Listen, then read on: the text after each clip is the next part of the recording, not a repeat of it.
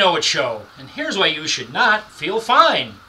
So I'm doing a series of videos, I'm posting them up online. I'm talking about a number of different topics. This one is about the National Rifle Association. So if you want to find out more about the National Rifle Association and how they are influencing our elections and our governing system, let's find out. So the National Rifle Association. You know, it started out as kind of an innocent organization. It was started out in 1871. They were a marksmanship organization. Things changed a little bit though. Before we get into that, let's talk about what an association is. So I know about associations because I used to work for one. I used to work for one related to concrete, but I actually was sent to a training session about associations at the Association for Associations. Weird thing. Associations are organizations that are tax exempt. So basically they can take in money and they can basically do things with the money that comes in with no taxes whatsoever. Now, they're related to businesses, is what they are. It's a promotional tool for businesses to be able to get together, network. They can kind of improve whatever it is that they're working on. So if you're, let's say, for instance, in the Dairy Association, so you're looking at maybe why drinking milk would be beneficial. And you're trying to sell more milk for the members that are in it. So the interesting thing about that, though, is if you're at all involved in that business and you're giving money to the association, depending on how many members they have, how much money people give to it, some of them get a little powerful. Some of them have enough money to be able to put lobbyists in place to talk to Washington about certain rules and regulations that are being made. Some of them have enough money to influence elections. So when you look at something that basically is tax exempt, it is promoting these businesses, it can be a good thing. Most of them have really, really good intentions. There's a lot of wonderful things being done in associations. But 2,000 are in Chicago. Most of them are in Washington. They're in Washington for a reason. One of the biggest associations out there is a little group called the NRA, National Rifle Association. So as I was saying, they started in 1871. Marksmanship. Up until about 1975, they were really kind of a hunting organization. That's really where their focus was. They were talking to people about cleaning guns and whatever else, and kind of an innocuous organization. Saw some magazines my father-in-law had. They were interesting stuff. But in 1975, there was a Gun Control Act that was passed. And there was a guy by the name of Harlan Carter.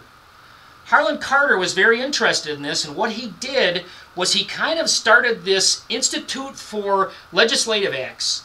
That basically it was something where the NRA spun off a little thing, and basically they hired people to lobby Washington to kind of fight against things like a Gun Control Act. So in 1977, there's a thing called the Cincinnati Revolution, where this guy Harlan Carter, he and some other people took over the NRA. All the associations are governed by chairmen. So basically you have kind of a board of directors, and they're elected each time that they have a convention, and Harlan Carter was the guy that got the vote. He hired Wayne LaPierre as the lobbyist for the Institute of Legislative Action. So that group basically became very involved in looking at what's going on in our government. And they're doing everything under the guise of the Second Amendment. Bear arms. Right to bear arms. We need to have these guns. I know that our forefathers had this in the Constitution. It was something that was very important to them. But that was at a time when we were fighting a government that was going to come in and take over. Sound familiar? Is that what's going on now? Should we be buying guns? Well, that's what they'd like you to think. So what's happened is they've passed a lot of legislation. They've done a lot of different things in order to get people to support the gun industry. Every time there's a mass shooting, gun sales go up because people think there's going to be gun control. They're going to take their guns, bullets away, so people go out and buy stuff. So you can go and look at that online. Every time there's some kind of a mass thing, gun sales go up. All right, so why is this affecting us? What's happening? With this organization taking in as much money as they do, they spent $40 million on the 2008 election alone. They're in local elections, taking money and pumping into candidates that have rights that are going their way. So why is that a problem? Well, back when the Sandy Hook school shooting took place, if you go back and look at that front line on Divided America, you can kind of see exactly what went down. It was a thing where it was kids. I know there's some conspiracy people out there that are thinking that this never happened, it was actors, but it's real. Let's give it up, people. It was real. It happened. Sandy Hook, 26 kids got killed. So what ended up happening with that is it was a call for action. It was a time where the president, he wanted to do something. He was able to actually get a bipartisan bill. So he had a Republican and a Democrat sponsor the bill. The one guy was an NRA member.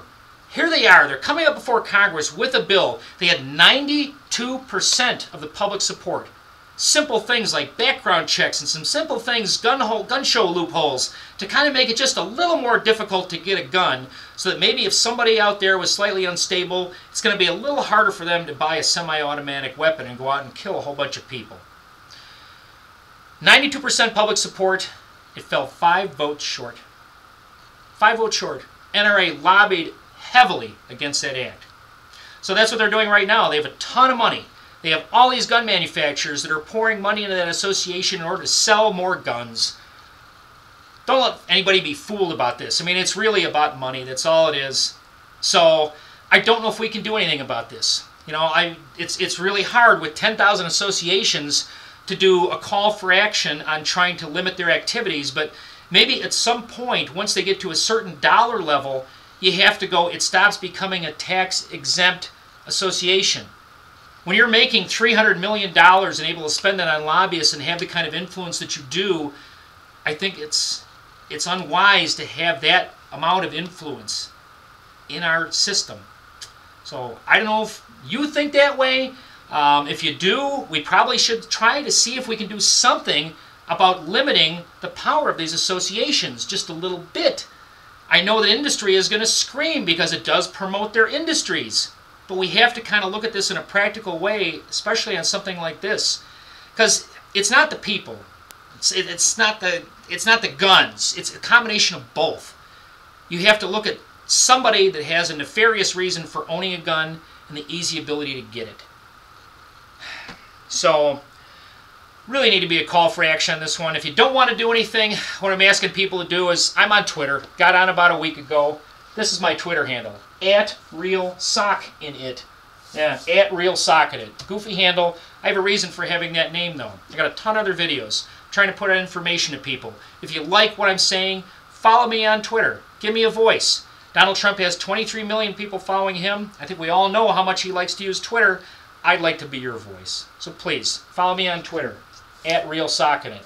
All the videos are on YouTube. You can find them under that name. Basically search them with the name of the topic that I'm talking about. So I really appreciate your vote. Thanks.